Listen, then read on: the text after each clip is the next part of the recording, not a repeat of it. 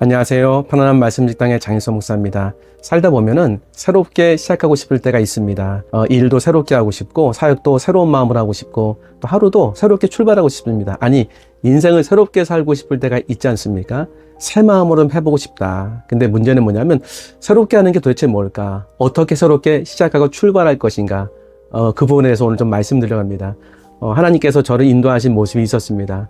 목회하다 보니까 또 신앙생활 하면서 하나님은 출발하게 하시고 진행하게 하시고 마무리 짓게 하셨더라고요. 이걸 보면은 어떤 사역도 그랬고 또 어떤 일도 그랬고 또 목회 전체가 그러고 심지어는 하루도 이렇게 주님이 인도하시더라고요. 시작하게 하시고 진행하게 하시고 마무리하게 하시더라고요. 그러면 어떻게 출발하면 좋을까요? 어떻게 시작하는 게 좋을까요? 내려놓는 겁니다. 갑자기 내려놓는다고 하니까는 마음이 좀 부담되시죠? 이 내려놓는 게 쉽지 않다고 생각할 수 있으세요. 그런데 안 해보셔서 그래요. 한번 해보시면요, 의외로 그렇게 어렵지도 않습니다. 내려놓는 게 뭐냐면 우리의 삶의 계획, 내 생각을 이렇게 내려놓는 거예요. 예수님이 이 땅에 오신 첫 번째 모습이 뭔지 아십니까? 빌립보서 2장 5절부터 보면은 예수님의 삶은 굉장히 압축적으로 잘 묘사했습니다. 제가 읽어드릴게요. 너희 안에 이 마음 품으라 곧 그리스도 예수의 마음이니 그는 근본 하나님의 본체시나 하나님과 동등됨을 취할 것으로 여기지 아니하시고 오히려 자기를 비워 종의 형체를 가지사 사람들과 같이 되셨고, 자기를 비워서 낮췄다는 거예요. 아니, 낮추면서 비우셨다는 거예요. 비우는 겁니다. 비우고 종의 형체를 가졌다는 거예요. 그게 뭐냐면 주인의 삶에서 종의 삶으로, 또 주인의 삶에서 인도함을 받는 삶으로 바꾸셨다는 거예요. 이게 중요하더라고요. 비우는 겁니다. 그리고 인도함 받겠다. 지금까지 내 삶을 잘 인도했다라고 생각하시는 분들은 굉장히 훌륭하신 겁니다. 그리고 기억하실 것은 하나님이 그렇게 은혜 주신 거예요. 그런데 새롭게 출발할 때 이렇게 한번 해보세요. 내 삶이 지금까지 어렵고 그리고 내 생각대로 안 되고 힘들었다고 한다면 앞으로도 그렇게 될 가능성이 되게 큽니다. 그럼 좀 바꿔봐야 되지 않겠습니까? 그럼 뭘 바꾸면 될까요? 내 삶의 인도자를 바꾸는 겁니다. 지금까지는 내가 내 삶의 인도자였다고 한다면 이제부터는 예수님이 나를 인도하는 삶, 하나님이 나를 인도하는 삶, 성령님이 나를 인도하는 삶으로 나가는 거죠. 이게 내려놓음의 출발입니다. 그래서 그러려고 한다면요, 내가 내 생각을 이렇게 내려놔야 돼요. 내 계획을 이렇게 내려놔야 됩니다. 구체적으로 내려놓는 게 뭘까요? 이거 최고로 한 권이 나오지 않았습니까? 그 정도로 이제 쉽지 않다고 생각하는데 한 가지 제가 말씀드릴게요. 예를 들면은 저에게도 이제 그 상담도 오고 메일도 옵니다. 너무너무 감사합니다. 여러분이 그 어려움이 있으면 제가 도울 수 있는 게 얼마나 되겠습니까? 제가 알고 있는 수준에서 이제 말씀드리거든요. 그런데 이렇게도 한번 해보세요. 어떤 거냐면 문제가 지금 있어요. 저 같은 경우에는 목회에 문제가 있고 또 성도에 대해서 관계나 그들의 신앙을 세우는 것에 대해서 고민이 있지 않겠습니까? 그러면 장애물에 부딪혀요. 장애물에 부딪히면 때로는 선배 목사님에게도 요청드려서 물어보기도 하고 되게 이거 지혜롭고 겸손한 태도예요. 또 때로는 동역자한테도 동료에게도 물어봅니다. 그런데 또 하나 있겠습니다. 중요한 건 뭐냐면 바로 하나님께 물어보는 거예요. 뭘로? 기도를 통해서. 엎드려서 내가 갖고 있는 지금 모든 질문과 의문들을 다 말씀드리는 겁니다. 하나님, 어떻게 하면 좋을까요? 하나님, 어떻게 됩니까? 그러면서 답답하죠. 그게 쉽게 답이 오면은 금방 풀려가지고 매일 물어보지 않겠습니까? 근데 생각보다 이게 더디게 답이 오고 좀 이렇게 답답한 느낌이 드는 거예요. 그러다 보니까는 그것보다는 이제 좀 그 방면에서 전문가에게 물어보는 거죠. 그런데 제가 이제 문제를 해결하는 방법 중에 하나는 뭐냐면 성경을 읽고 그 성경에서 메시지를 저는 받아야 설교를 하잖아요. 그러면은 받기 전엔 다 그냥 제로 베이스예요. 아무것도 없습니다. 그래서 이렇게 기도해요. 하나님, 이 말씀에서 하나님이 저한테 주시기 원하시는 그 메시지를 주세요 하고서 기도해요. 그럼 기도하다 답답하죠. 바로 그냥 단어가 생각나냐면 얼마나 좋겠습니까? 없어요, 그런 거. 근데 기도 끝나고 나서도 메시지가 올 때가 있고 또 길을 가면서도 계속 생각하다가 생각이 나는 거예요. 하나님 주신 거죠. 근데 똑같습니다. 문제가 이렇게 있어요. 문제를 놓고 이걸 놓고 주님께 기도하는 거예요. 하나님, 어떻게 해야 됩니까? 어떤 길로 가야 됩니까? 어떤 선택해야 됩니까? 그래서 하나님께 기도하고 하나님이 주시는 메시지를 받아서 그 길로 가보는 경험, 요게 내려놓는 거예요. 이거 되게 중요한 겁니다. 이게 내려놓는 것뿐만 아니라 인생의 문제를 하나님의 은혜를 통해서 해결하는 너무나 귀한 경험이고 너무나 중요한 시도입니다. 이걸 해보셔야 돼요. 왜? 모든 사람은 난관에 부닥치고 모든 사람은 어려움에 빠져요. 그런데 어려움에 빠진 사람이 어떻게 해결하는 것을 잘 몰라요. 아니, 바로 성령님이 내 안에 계시지 않습니까? 성령님이 가장 위대한 그 하나님의 영 아니십니까? 그분에게 물어보면 되는 거죠. 그런데 좀 참으셔야 돼요. 인내가 필요합니다. 그게 뭐냐면 즉각적으로 대답을 주시면 괜찮지만 때론 내가 부족하고 준비가 안 돼서 말씀하시는데도 못 알아차릴 때도 있어요. 근데 그 좀 힘들고 때로는 인내가 필요하고 지루한 과정 속에서 계속 구하는 거예요. 계속 구하면 어느 시점에서는요, 은혜가 된다니까요. 그 지점까지 구해보는 거예요. 영상 처음 제가 만들 때는 2주 걸렸습니다. 2주 더 걸린 것 같아요. 되게 힘들었어요. 그런데 뭐 3주 걸렸다가 2주 걸렸다가 점점 짧아져요. 비슷합니다. 하나님 앞에 문제를 놓고 기도할 때 처음에는 진짜 어떨 때는 뭐 3주, 한 달 갈 수도 있어요. 거기까지 쫙 가보는 거예요. 쫙 가면서 하나님이 이 문제에 대해서 응답을 내가 알아차리도록 받을 때 그 지점까지 가보는 겁니다. 그러면 그때 인생에 큰 변화가 일어납니다. 아, 이거구나. 내가 지금까지는 내 인생을 내가 인도했는데 이제 앞으로 그렇게 인도하지 않겠다.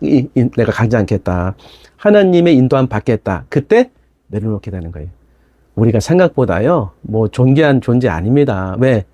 내가 느낄 때 내려놓게 돼요. 뭐 머리로 내려놓겠다, 마음으로 내려놓겠다. 그거 좋아요, 시도가. 근데 실제로 경험될 때 내려놓는 거예요. 내가 인도하는 것보다 하나님이 인도하시는 것이 뚜렷이 나타나고, 아, 이게 맞다는 생각이 들 때 내가 내려놓게 돼요. 이렇게 출발하시면 돼요. 두 번째, 이제 내려놨습니다. 그럼 두 번째 진행하는 거 아닙니까? 일을.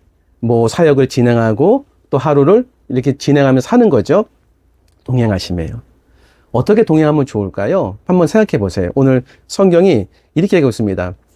빌립보서 2장 8절에 보면은 사람의 모양으로 나타나사 자기를 낮추시고 죽기까지 복종하셨으니 그 십자가에 죽으십니다.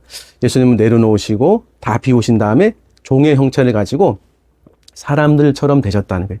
존귀하신 하나님이신데 하나님께서 나를 사랑하시고 또 지금 영상 보시는 분들 사랑하시는 거 다 아시죠? 그러면 이런 거 혹시 안 느껴지십니까?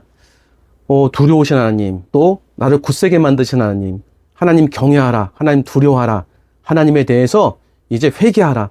강한 메시지 들리잖아요. 그러면 그거 들을 때마다 위축도 되지만 꼭 그런 하나님만 계신가? 사랑의 하나님 안 계신가? 하는 의문도 들리시죠? 근데 그런 분들 만나면 아니라고. 사랑의 하나님 계시지만 나를 굳세게 만드시는, 강하게 만드시는, 두렵게 만드시는 그런 하나님이 계시다고. 맞습니다. 만약에 하나님이 나를 인도할 때 강하게 인도할 수 있어요. 나를 군사처럼 인도할 수 있습니다. 그러면 내가 어떤 느낌 받냐면 굳세게 만드는 거예요. 혼나는 것도 나에게 기쁨이 되는 거예요. 두려운 것이 나를 두렵게 하는 것이 아니라 나를 강하게 만들 수가 있습니다. 이런 분들이 계세요. 귀한 분들이죠. 그리스도의 군사로 이렇게 세워지는 은혜의 분들 아니겠습니까? 근데 이런 분들 계세요. 사랑의 하나님, 은혜 하나님, 위로의 하나님, 그죠? 그래서 제가 영상을 이렇게 보면은 거기에 이제 댓글을 달잖아요. 나는 위로 하나님보다는 나에게 도전을 주시고 힘 주신 하나님 믿습니다. 귀한 거예요. 근데 하나님이 내 시각에서만 머물러 있지 않습니다. 여러 사람들을 통해서 그 사람들의 각각의 삶 속에서 은혜를 주십니다. 예수님이 그러셨더라고요. 죄인은 죄인의 모습으로, 그리고 믿음의 사람은 믿음의 사람의 모습으로 그 사람에게 맞추셨어요. 예수님이 이 땅에 오셔서 사람에게 맞추셨습니다. 너무 중요한 겁니다. 저를 인도하신 하나님은 위로의 하나님이시고 사랑의 하나님이십니다. 그래서 저는 그 하나님에 대해서는 분명히 마음에 확신이고 믿음이 생깁니다. 그런데 이것과 함께 저쪽도 봐요. 경외하신 하나님, 두렵게 만드셔서 나를 굳세게 만드신 하나님, 귀한 거지요. 그분도 하나님을 그렇게 믿고 그 하나님이 계신 겁니다. 그러면 하나님 어떻게 우리를 인도하실까요? 그 사람에 맞춰서 인도하세요. 말씀드렸죠? 죄인의 모습을 있을 때는 군사로 오시는 것이 아니라, 굳세게 만드시는 것이 아니라 그를 빚어가세요. 사랑해 주시고, 그리고 은혜 주시고, 위로해 주시고, 힘내게 하시고, 얼마나 귀합니까? 그리고 또 어떤 분에겐요, 나는 이런 것보다는 내가 좀 강하게 훈련받고 싶다. 그러면 그렇게도 인도해 주십니다. 그 사람에게 맞추시는 거죠. 즐거워하는 자와 함께 즐거워하고, 우는 자도 함께 울라. 딱 맞는 말씀이에요. 저는 이게 영성이라고 생각합니다. 왜냐하면, 저도 목회하면서 이런 생각을 해봤어요. 어떤 사람에게는 그 사람에게 다 맞추는 거예요, 제가요. 이 사람에게 가서 막 뭐라고 하면 그러시냐고. 이 사람에게 가서 막 뭐라고 하면 그러시냐고. 또 믿음의 강한 모습 보면 그러시냐고, 또 위로받기를 원하는 또 그러시냐고. 저는 이게 제가 왔다 갔다 하는 줄 알았어요. 뭐 그런 걸 수도 있지요. 그런데 이 예수님 모습이더라고요. 그 사람에게 맞추셨어요. 예수님께서는 요한복음 8장에 가늠한 여인에 대해서 군사로 오셔가지고 두렵게 하셨습니까? 아니에요. 위로하시고 받아들여 주시고 그의 죄를 정죄하지 않으시고 사랑해 주시고 은혜 주시는 그런 예수님으로 오셨습니다. 이 모습이 귀하다고 생각합니다. 동행이 이런 거예요. 예수님이 나에게 맞추셨어요. 내가 은혜를 받았죠. 그래서 동행은 말 그대로 예수님이 내 삶에 오셔서 나를 이끌어 가시고 나는 예수님과 함께 동행하는 겁니다. 그러려면 예수님이 좋아야 돼요. 예수님이요, 엇박자로 오시지 않습니다. 내 마음속에 은혜가 되도록, 내 마음속에 힘이 되도록, 내 마음속에 정말 주님이 되도록, 주인이 되도록 오세요. 내가 그분을 정말 주인으로 고백하도록 만드시는 은혜가 있으십니다. 문제는 뭘까요? 그분께 내가 좀 관심을 가져야 돼요. 제가 여러 차례 말씀드렸습니다. 인생에서 많은 사람 만나는 것이 그렇게 중요하지 않더라고요. 단 한 사람을 만나는 겁니다. 누구요? 예수님 만나는 겁니다. 그럼 예수님 어디 계십니까? 바로 내 옆에 계시겠죠? 성령님의 모습으로. 그 예수님 어디 계십니까? 성경에 계시죠. 복음서에. 예수님에 대해서 관심을 갖고 복음서를 읽고 예수님에 대해서 생각하면 성령님이 가르쳐 주세요. 그분이 어떤 분이신지, 그분이 얼마나 많은 은혜를 주셨는지. 그래서 저는 예수님의 신적인 능력도 너무 귀해요. 그런데 예수님의 그 인간미, 인격, 예수님의 그 품성, 마음, 이런 것들이 되게 많이 마음에 와닿았어요. 요한복음 13장에 보면은 자기 사람을 사랑하실 때 끝까지 사랑하시는 거 나오지 않습니까? 그 세족식 해주잖아요. 마지막 최후의 만찬에서. 그런데 그 세족식을 하시면서 식사하시다 말고 수건을 두르신 다음에 가룟 유다의 발을 씻겨주시는 거 제가 많이 말씀드렸죠. 다 씻겨주세요. 그런데 씻겨주실 때 이미 가룟 유다가 자신을 팔 걸 아셨어요. 다 씻겨주십니다. 그리고 나서 아무도 모르게 가룟 유다에게 얘기를 해요. 내가 나를 부인한다. 그런데 가룟 유다가 그 말을 듣고 자기는 알아요. 예수님이 자기에 대해서 부인할 것을 아신다는 사실을. 그런데 문제는 뭐냐면 주변의 사람들 하나도 몰라요. 가룟 유다가 나갑니다. 그런데 가룟 유다가 원래 회계였거든요. 돈 맡은 사람. 뭐 사러 나가는 줄 알아요. 전 그 부분 되게 많이 감동했어요. 예수님이 가룟 유다를 창피하지 않게 만드셨구나. 예수님이 가룟 유다에게 마지막까지 기회를 주시는구나. 아무도 모르게 그에겐 가르쳐 주세요. 내가 나를 부인한다. 너무 마음이 열렸어요, 저는요. 그때에. 그리고 또 이사야 53장에 보면은 그 고난 받는 종의 모습이 나오잖아요. 거기 보면은 양으로 이렇게 도살장에 끌려가는 양인데 아무 말도 하지 않는 양이에요. 너무 제가 마음에 감동이 됐어요. 나를 위해서 이렇게 아무 말도 하지 않으시고, 왜 말하면은 변명이 아니라 뭔가를 항변하는 거잖아요. 그러면 그 자신이 당한 죄에 대해서 감가하는 거 아닙니까? 나 이런 죄가 아닙니다. 그게 이제 말할 때마다 조금씩 나타나잖아요. 근데 한마디도 안 했다. 다 받으신 거예요. 왜? 내 죄를 그렇게 받으시려고 아무 말도 안 하시고 아무런 반응도 안 하시고 너무 감사하더라고요. 그래서 저는 인간 예수님을 만났어요. 그 인간 예수님이 나를 얼마나 사랑하시는지, 또 어떤 인격의 사람이신지를 성경을 보면서 알았습니다. 그래서 점점 제 안에 이렇게 그분이 모시게 됐어요. 저 목사 아닙니까?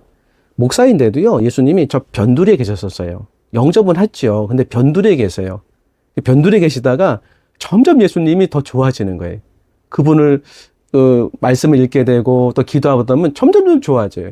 이게 전생애를 통해서 저한테 나타났어요. 뭐 한 번에 되면 얼마나 감사하겠습니까? 제가 모자라고 교만하니까 이렇게 된 거죠. 그런데 너무 감사한 게 뭐냐면 지금 그 예수님이 제 안에 오셔서 저를 이끌어 가신다는 것, 이게 기쁜 거예요. 삶의 의미가 어디 있겠습니까? 그분의 말씀을 듣고 그분이 인도하시는 인생으로 가는 게 큰 기쁨이 되지 않겠습니까? 근데 너무 지금 염려하지 마세요. 나는 그런 게 없는데요. 이제 곧 올 거예요. 그래서 지금 뭐 하시면 되냐면 예수님께 관심을 두시는 거예요. 동행은 예수님을 알아갈 때 진짜 됩니다. 그리고 그분이 내 삶에 들어오는 거예요. 그러니까 내가 이제 예를 들어서 지금 영상 보시는 분의 삶의 모습 있잖아요. 나는 두렵습니다. 나는 위로받기 원합니다. 그렇게 오신다니까요. 내가 기뻐하는 모습으로 오세요.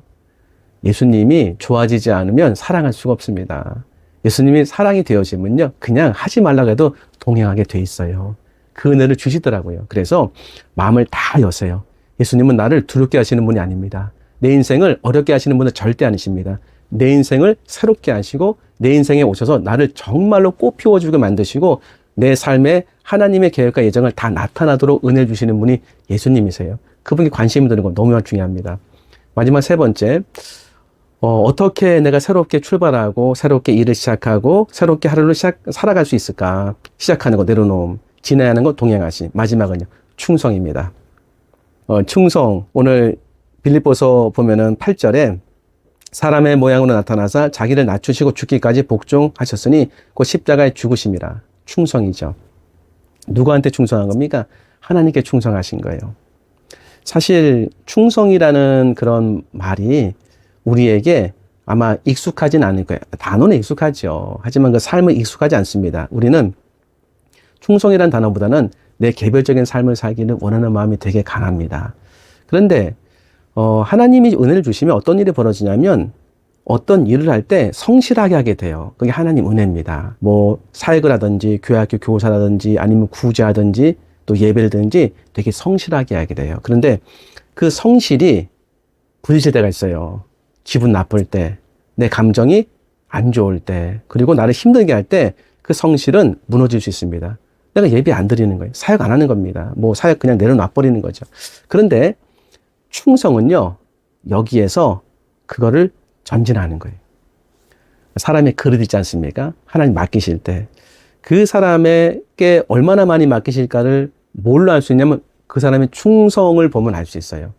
그 충성이 사람마다 조금 다르게 나타나는데 공통적인 하나 충성이 하는 게 있습니다. 그게 뭐냐면 내가 막 성실함으로 살아갈 때 이 성실함에서 부닥치는 것은 기분 나쁜 거거든요. 근데 기분 나쁜 걸 뛰어넘는 게 뭐냐면 사람들의 그 삶이 불쌍히 여겨질 때 그들의 영혼이 불쌍해질 때 곧 뛰어넘어가야 돼요. 뛰어넘어가야 돼요. 그런데 너무 귀한 거죠. 그래서 사람들의 영혼을 사랑하고 그들이 정말 불쌍히 느껴질 때 충성하는 마음이 생겨야 돼요. 마음속에. 그래서 감정에 상관없이 환경에 상관없이 내가 전진하는 거죠. 그런데 이것도 부닥쳐요. 위기가 빠지게 됩니다. 어느 때 위기가 빠집니까?